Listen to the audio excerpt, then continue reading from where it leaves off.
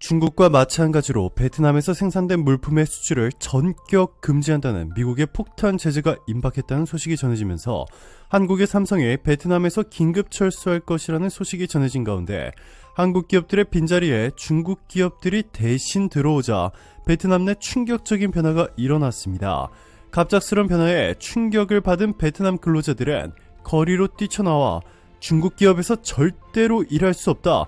베트남 정부는 한국에 사죄하라 연일 외치고 있는 이 놀라운 상황이 만들어졌고, 한국은 필요 없다, 중국 기업 받으면 된다 라고 외치던 베트남 정부도 중국의 갑작스러운 뒤통수에 망연자실해하며 삼성을 비롯한 한국 기업들의 파격적인 제안을 하며 제발 다시 돌아와 달라고 요청하는 이 놀라운 상황이 만들어졌는데요.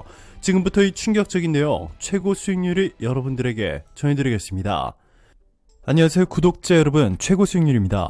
여러분들은 평소 지하철이나 버스 혹은 잠깐 휴식을 취하면서 오늘은 어떤 일들이 있었나 하고 찾아볼 때 어떤 경로를 통해 뉴스를 보시나요? 아마 많은 사람들이 네이버나 다음과 같은 국내 포털 사이트를 통해 뉴스를 접하고 있을 거라 생각되는데요.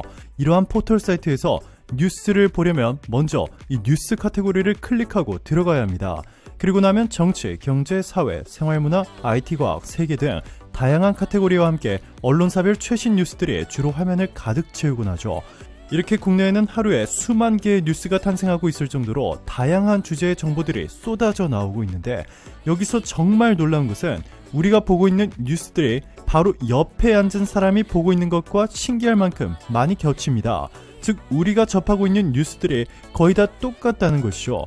뿐만 아니라 카테고리별로 너무나도 많은 뉴스들이 우후죽순으로 쏟아져 나오기 때문에 우리가 읽고 싶은 관심이 있는 뉴스를 찾아 헤매면서 상당한 시간을 허비하는 경우가 많습니다. 여기서 오늘 최고 수익률이 강력하게 추천드리는 뉴스 앱, 바로 헤드라잇입니다. 이 뉴스 앱 헤드라잇은 수많은 뉴스들 가운데 내 관심에 맞춰 나만의 피드가 구성되는 나만을 위한 뉴스 앱이라는 강점이 있습니다. 이 앱을 처음 받고 나서 앱을 실행해보면 곧바로 다양한 뉴스들이 나오는데, 이 원하는 뉴스를 3개만 읽고 나면 바로 나에게 맞는 이 맞춤형 추천 배지가 뜨기 시작하는데요. 이렇게 맞춤 정보를 기반으로 인기 기사와 함께 뉴스가 추천이 되는 시스템으로 계속해서 꾸준히 업데이트되는 이 새로운 뉴스를 다양하게 접할 수 있습니다. 또한 관심이 없는 혹은 선호하지 않는 뉴스에 대해서는 우측 상단의 X 표시를 누름으로써 인공지능이 이를 바탕으로 내가 관심이 있어 할 만한 맞춤 뉴스의 노출 빈도를 더욱 높여주게 됩니다. 따라서 이 앱을 활발하게 사용하면 할수록 점점 더 내 관심사를 최적으로 반영한 나만을 위한 뉴스 앱이 만들어져 가는 것이죠. 이외에도 내가 관심이 있는 추천 뉴스에 대한 알림 기능, 저장해두고 싶은 정보의 스크랩 기능, 댓글을 통한 소통 기능, 선호하는 언론사들만 모아보는 구독 기능 등 다양한 편리한 기능들을 함께 제공하고 있어 우리가 뉴스를 즐겁게 볼 수 있는 최적의 환경을 제공하고 있습니다. 헤드라잇 앱을 통해 여러분들만의 뉴스 앱을 한번 만들어보면 어떨까요? 감사합니다.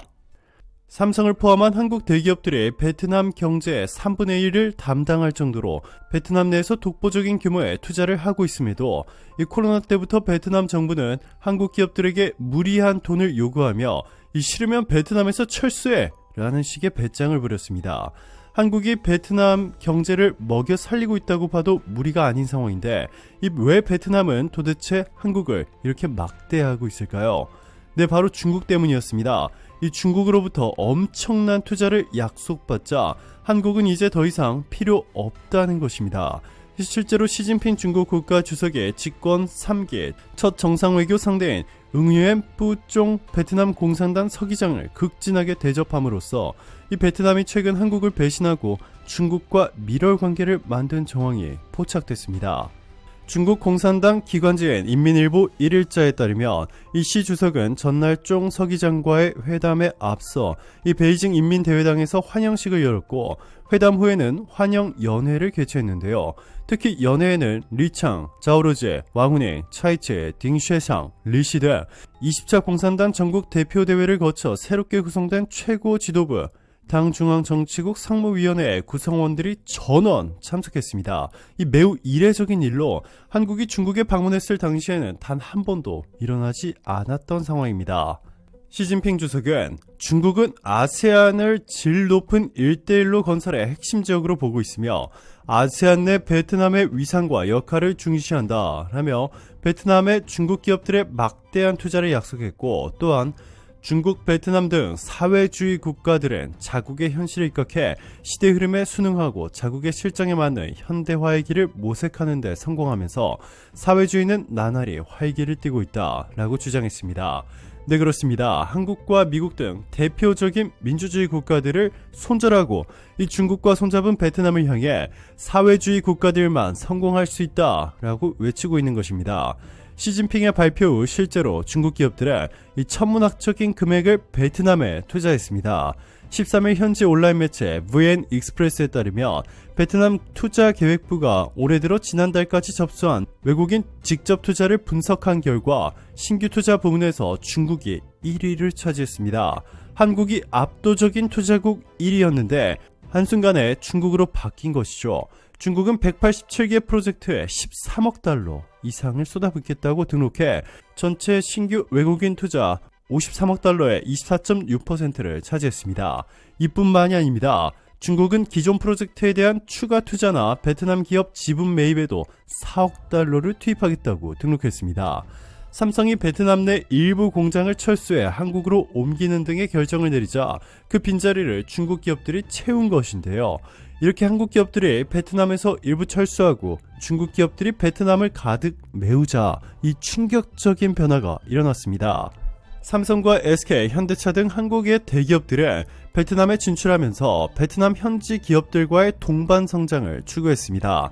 한국 기업들이 모든 이익을 독차지할 수도 있었지만 과감하게 이익의 상당 부분을 베트남 현지 기업들에게 내주면서 현지인들의 고용을 극대화했습니다. 함께 성장하자는 것이죠. 뿐만 아니라 공장이 있는 지역들의 주민들의 피해를 보지 않도록 이 철저하고 매우 높은 기준의 환경 규제를 스스로 만들어 환경오염을 최소화시키는 동시에 주변 지역 환경 개선을 위해 수만 그루의 나무 심기 등 자체 개선안을 실천하며 주민들의 환호를 받았습니다. 그런데 중국 기업들은 완전히 달랐습니다. 베트남 현지 매체 VN 익스프레스는 중국이 베트남에 갑자기 투자를 늘린 것은 매우 수상하다. 뭔가 수상한 꿍꿍이가 있는 것이 확실하다 보도했는데요. 이 VN 익스프레스의 예상이 맞았습니다. 응유엔 득 타인 베트남 경제정책연구소장은 중국은 메이드 인 차이나 2025 프로젝트에 따라 에너지를 많이 사용하고 환경을 오염시키는 산업을 첨단 산업으로 대체하려고 한다면서 따라서 환경에 유해하고 노동 집약적인 산업을 해외로 이전하려고 하는데 베트남이 유력한 대상지라고 밝혔습니다. 한국 기업들이 베트남에서 투자를 가장 많이 하였을 당시에 베트남인들은 한국 기업들에 열광했습니다. 특히 삼성 베트남 법인은 그동안 베트남인들이 감히 상상조차 못했던 이 영화 속에서나 가능했던 엄청난 직원 특급 혜택과 현지 평균 연봉보다 한참 높은 연봉을 지급하자 이 삼성 고시 열풍이 불었습니다. 이 G스타트에 앞선 1차 서류 전형에는 베트남 전역에서 약 2만 명이 지원서를 냈습니다. 베트남 역사상 최초의 엄청난 기록인데요. 베트남 내 통틀어 최고의 대우를 해주고 있을 뿐만 아니라 이 베트남 지역사회에 대한 기여도도 매우 높아 이 베트남 국민들이 가장 사랑하는 기업으로 등극했기 때문입니다. 반면 중국 기업들은 응유엔 득 타인 베트남 경제정책연구소장이 언급했듯 환경에 매우 유해하고 노동 집약적인 산업만 베트남으로 옮기고 있습니다. 그러면서 베트남 현지 기업들보다 더 낮은 임금을 지불하는 등 베트남인들은 중국 기업들을 혐오하고 있습니다.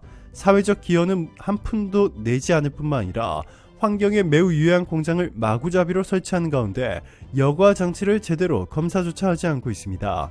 오히려 늦은 밤 몰래 유해물질을 배출하고 있다는 제보들이 쏟아져 나오자 베트남인들은 거리로 뛰쳐나와 베트남 정부는 중국 기업들을 쫓아내고 다시 한국 기업들을 받아라 라고 시위하기 시작했습니다. 하지만 이미 돌이킬 수 없는 강을 건넜습니다.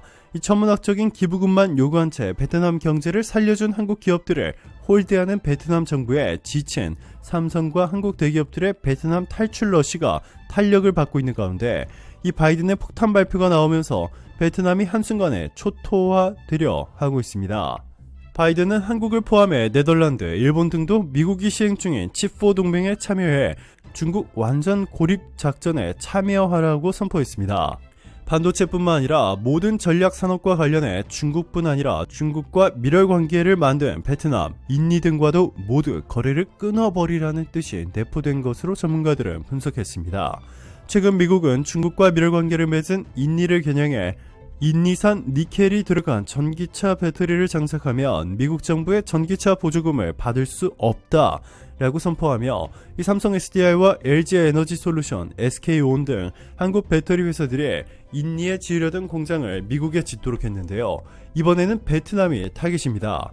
베트남에 있던 삼성 등 한국 대기업들의 공장을 철수하여 중국과 손을 잡은 베트남에 제대로 보복 조치를 취하자는 것입니다. 동남아의 허브로 베트남 대신 태국이 급부상하고 있습니다.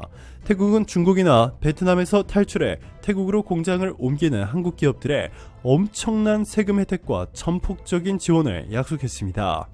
그러면서 유일하게 한국을 위해서만 한국 투자 유치 기관까지 만들어 한국 기업이 태국에 투자할 경우 다른 나라 기업들보다 훨씬 더 빠른 인허가는 물론 가장 높은 혜택을 약속하는 이 파격적인 행보를 보이고 있습니다. 태국투자청의 두항짜이 아사와 친타 처장은 태국이 가장 배우고 싶어하는 모델은 한국이라며 태국은 베트남처럼 한국을 배신하는 일이 절대 없을 것이라 전했습니다. 오늘도 감사합니다. 최고로 멋진 하루 보내시길 바랄게요.